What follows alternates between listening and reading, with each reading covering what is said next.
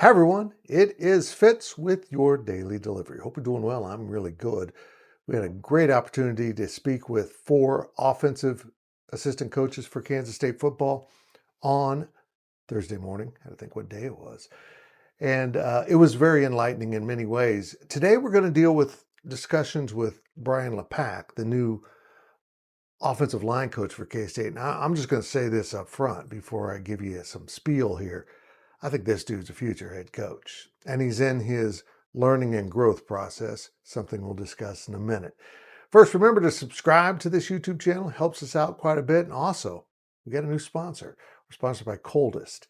Fellas and ladies, it's almost tailgate season. It's always golf season, and it's lake season. Go get Coldest. Oh, they're incredible, actually. It's been kind of life-changing for me. Check it out. 10% off the Life of Fitz discount code down below.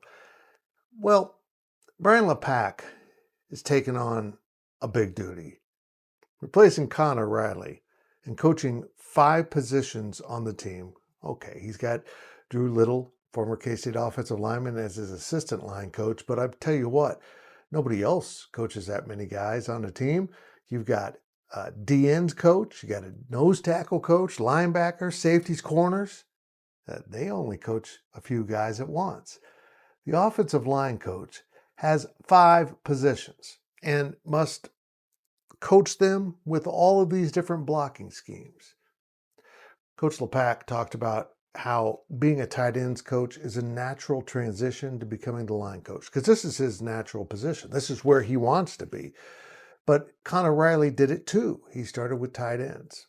What Brian Lepak said, I never really have heard before, and I thought it was very interesting, that you get a global kind of vision of the offense being tight ends, because they're tied into so many things. Tight ends are tight end to so many things.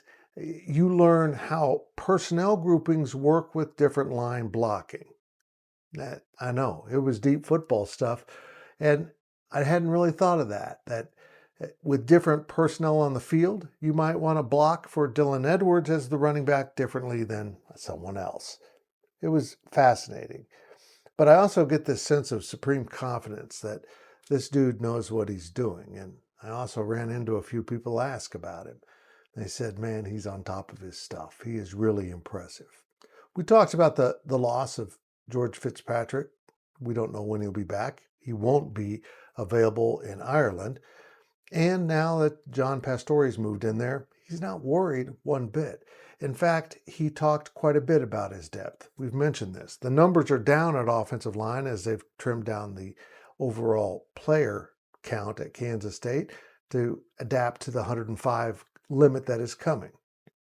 There's not as many bodies, but all of them are probably capable of playing. And that's pretty exciting.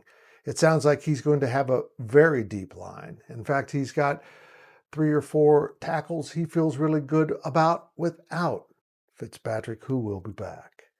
It was a great discussion to kind of dig into how he views moving players around, which I think we'll see a lot, and also his effort to get the best guys on the field. Now, in talking to all of the different position coaches, I'll say this. They're too early in the practice to really boil out who is the depth chart. They're still in the probing area of trying to get everything set.